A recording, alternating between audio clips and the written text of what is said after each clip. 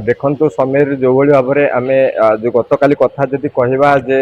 24 घंटा नपुणु जो कोरेर थानार जो भारप्राप्त थाना अधिकारी अच्छा राकेश त्रिपाठी जी रही काली जो टीम से तैयारी करते जो टीम को नहीं से अधिक तदंत आरंभ करते जो दुर्बृत्त माने काली व्यासनगर तहसिलदार प्रशांत पंडा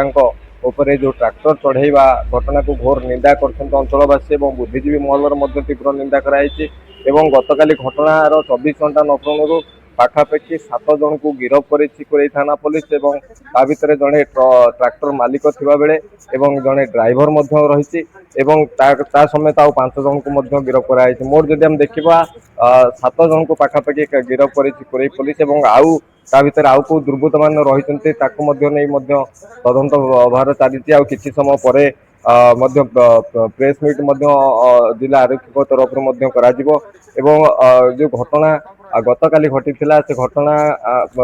समय जिते ट्रैक्टर टी तहसिलदार चढ़े देता संपूर्ण भाव में तुरंत कोरेर जो मीना बजार जो जगह रही कोरे थाना अधीन मीना बजार जो जगह रही कोरे अंचलवासी तुरंत तहसिलदार को संगे संगे कोरे गोष्ठी स्वास्थ्य केन्द्र को भर्ती करते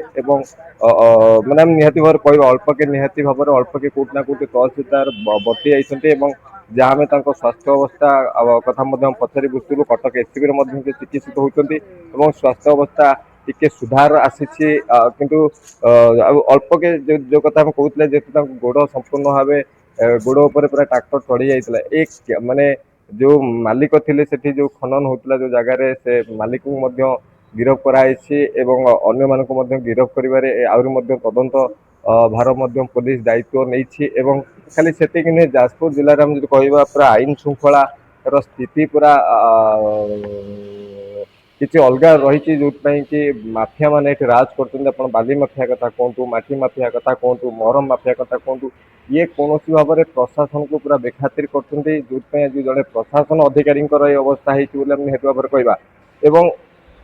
आ गोटे कथा सब गोटे बड़ कथा जो सामना आसूँ यही घटना पर प्रशासन